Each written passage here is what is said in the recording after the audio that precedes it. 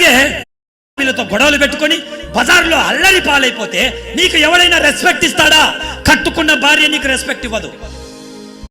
మాట్లాడితే ఒక పద్ధతి ఉండాలి, నువ్వు చూస్తే ఒక పద్ధతి ఉండాలి, నలుగురిలోకి వెళ్తే ఒక పద్ధతిని నువ్వు మెయింటైన్ చేయాలి.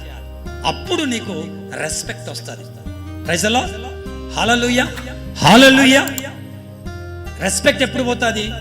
కష్టపడి సంపాదించిన డబ్బంతా నువ్వు తాగి తందనాలాడి, సంపాదించిన డబ్బంతా భార్యకు పెట్టకుండా పిల్లలకు పెట్టకుండా తాగి నీ అవయవాలను పాడు చేసుకొని, ఇరుగు పొరుగుతో గొడవలు పడి, అత్తతో గొడవపడి, భార్యతో గొడవపడి, పిల్లలతో గొడవపడి, ఇంట్లో తాగొచ్చి ఊరికి పడుకుంటావా? ఆహా, వాళ్ళతో వీళ్ళతో గొడవలు పెట్టుకొని బజార్లో అల్లరి పాలైపోతే నీకు ఎవరైనా రెస్పెక్ట్ ఇస్తాడా? కట్టుకున్న భార్య నీకు రెస్పెక్ట్ ఇవ్వదు. నువ్వు తాగుడుపోతుడివి అవుతే, నువ్వు తిరుగుబోతుడివి అవుతే, అలాగే కుమార్తె నువ్వు ఒక కోపిస్తు దానివైతే, జగడుగొట్టి దానివైతే, ఎప్పుడు ఏం మాట్లాడినా కొట్లాటకు దిగితే నీకు నీ చేతులారా నువ్వే రెస్పెక్ట్ పోగొట్టుకుంటావు. అందుకే ముందుగా నువ్వు నీ రెస్పెక్ట్ను కాపాడుకోవాలి. నీ రెస్పెక్ట్ను కాపాడుకోవటం కోసం నీ పద్ధతులను మార్చుకోవాలి. కాబట్టి మనము ఈ భూమి మీద ఈ సొసైటీలో బ్రతుకుతుండగా మనం వాల్యుబుల్ పర్సన్స్, మనం చాలా విలువైన వాళ్ళం. కాబట్టి ఈ విలువలను మనం కాపాడుకోవాలి. ఎక్కడైనా నీకు వాల్యూ లేకపోతే, ఎక్కడైనా నీకు రెస్పెక్ట్ లేకపోతే, ఎక్కడైనా నీ సెల్ఫ్ రెస్పెక్ట్ దెబ్బతింటే ఆ ప్రాంతాన్ని, ఆ స్థలాన్ని వెంటనే అర్జెంటుగా వదిలేయి. అది ఏదైనా కానీ వదిలేయి. ఎందుకంటే నీ రెస్పెక్ట్ నువ్వు కాపాడుకోలేకపోతే, నీ వాల్యూను నువ్వు కాపాడుకోలేకపోతే నిన్ను ఇక్కడ జనాలు తొక్కేస్తారు. సో ప్రియమైన దేవుని బిడ్డలారా, క్రీస్తునందు ప్రియ దేవుని సంగమా, నా ప్రియమైన దైవ జనాంగమా, ఎక్కడైతే నీకు రెస్పెక్ట్ ఇవ్వకుండా, నీ కష్టాన్ని గుర్తించకుండా, నీ ప్రేమను గుర్తించకుండా, నీ మౌనాన్ని గుర్తించకుండా, నువ్వు ఎంత ఓర్చుకుంటున్నావో ఆ ఓర్పును, సహనాన్ని గుర్తించకుండా, అత్త కానీ, మామ కానీ, మరుదులు కానీ, బావగారులు కానీ, భర్త కానీ, రక్త సంబంధులు కానీ, అమ్మ కానీ, నాన్న కానీ, అన్నదమ్ములు కానీ, అక్క చెల్లెలు కానీ, ఎవరైనా నీకు రెస్పెక్ట్ ఇవ్వకుండా, నీ ప్రేమను గుర్తించకుండా, వాళ్ళు నిన్ను ఇష్టం వచ్చినట్టు మాట్లాడుతుంటే, వాళ్ళు నిన్ను ఇష్టం వచ్చినట్టు తిడుతుంటే, మీ బతుకు తెలుసు, నీ జీవితం తెలుసు, నీదొక బతుకు, నువ్వు ఒక కుక్క లాంటి దానివి, నువ్వు ఒక నీచమైన దానివి అని నిన్ను, నీ పిల్లలను, నీ కుటుంబాన్ని నీచంగా మాట్లాడుతుంటే, నీ సెల్ఫ్ రెస్పెక్ట్ నువ్వు పోగొట్టుకుంటుంటే, వాళ్ళందరికీ నువ్వేం చేయాలి తెలుసా?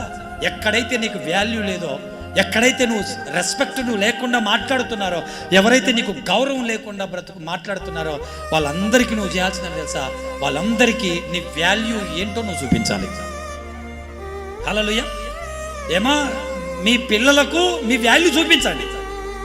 నేను లేకపోతే, నేను కష్టపడకపోతే, నేను డబ్బు సంపాదించకపోతే, నేను ఇంటికి డబ్బులు తీసుకొని రాకపోతే, నెలకు జీతాన్ని తీసుకొని రాకపోతే అడక్క తింటారా అని నోటితో చెప్తే కుదరదు, దెబ్బలేస్తే కుదరదు. నీవు మౌనంగానే నీ పిల్లలకు నీ వాల్యూ చూపించు, నీ భర్తకు నీ వాల్యూ చూపించు, నీ తల్లిదండ్రులకు నీ వాల్యూ చూపించు.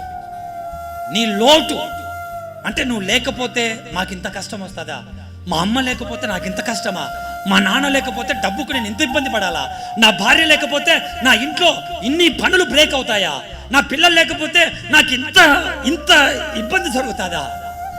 నా బిడ్డ ఎంత ఓర్చుకుంటుందో, నా తల్లి ఎంత ఓర్చుకుంటుందో, నా భార్య ఎంత ఓర్చుకొని చేస్తుందో అన్నది వాళ్ళు లేకపోతే అప్పుడు వాళ్ళకు వాల్యూ తెలుస్తుంది. మనం ఉన్నప్పుడు ఎవరికి మన వాల్యూ తెలియదు. అందుకే దేవుడు కూడా అదే అంటున్నాడు. నీవు నీ ఫ్యామిలీకి ఎంత రెస్పెక్ట్ ఇస్తున్నా వాళ్ళు దాన్ని రిసీవ్ చేసుకోకపోతే నీ వాల్యూ నువ్వు చూపించాలి. హల్లెలూయా, హల్లెలూయా. నీ భర్త నీకు రెస్పెక్ట్ ఇవ్వకపోతే, నీ పిల్లలు నీకు రెస్పెక్ట్ ఇవ్వకపోతే, నీ ఫ్యామిలీ నీకు రెస్పెక్ట్ ఇవ్వకపోతే నీ వాల్యూ ఏంటో చూపించాలా చూపించకూడదు? చెప్పండి, నాకు చెప్పండి అమ్మా. నిజంగా మీలో సీము, నెత్తురు, రక్తము ప్రవహిస్తూ ఉంటే, నిజంగా మీరు దమ్మున్నోళ్ళుంటే, ధైర్యం ఉన్నోళ్ళుంటే, నిజంగా నేను యేసయ్య బిడ్డను, నాలో నిజంగా రక్తమే ప్రవహిస్తుంది అనుకుంటే, ఎవడెవ్వడైతే నిన్ను చీపుగా చూశాడో, ఎవరెవరైతే మిమ్మల్ని చీప్గా మాట్లాడారో వాళ్ళందరికీ నువ్వు లేకపోతే నీ వాల్యూ ఏంటో నువ్వు వాళ్ళకు ఖచ్చితంగా బొమ్మ చూపియాలి. ప్రైజ్ ది లార్డ్, హల్లెలూయా. మా అమ్మ లేకపోతే నాకు ఇంత కష్టమా, నా భార్య లేకపోతే నాకు ఇంత కష్టం వస్తుందా, నా తండ్రి లేకపోతే ఇంత కష్టమా, మా అక్క లేకపోతే మాకింత కష్టమా, ఇంత భరిస్తుందా?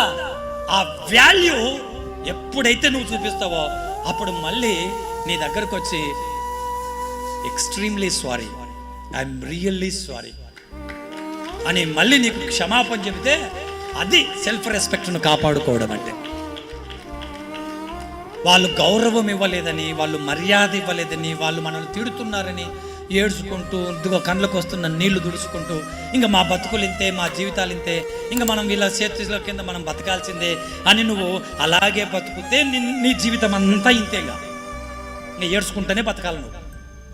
నీ బతుకంతా ఏడ్చుకుంటూ బతకడమే. ఆహా, దేవుడు అందుకు అంగీకరించడు. నా పిల్లలను అలా పెట్టనీయను, తలగానే పెడతాను కానీ నా పిల్లలను తోకగా పెట్టను. నా పిల్లలు వాల్యుబుల్ పర్సన్, నా పిల్లలు వారు నా సొత్తు, నా పిల్లలు నా సొత్తు. కాబట్టి నా పిల్లలను విలువ లేని వారిగా నేను పెట్టను. నా పిల్లలను విలువగల వారిగా ప్రపంచానికి చూపించాలని దేవుని యొక్క ప్రణాళిక. మీకు తెలుసా, ముద్రా లోన్ పథకంలో న్యూ బడ్జెట్ తర్వాత 10 లక్షల లిమిట్ ని పెంచి 20 లక్షలు చేశారని? బిజినెస్ లోన్ కోసం బ్యాంకుకి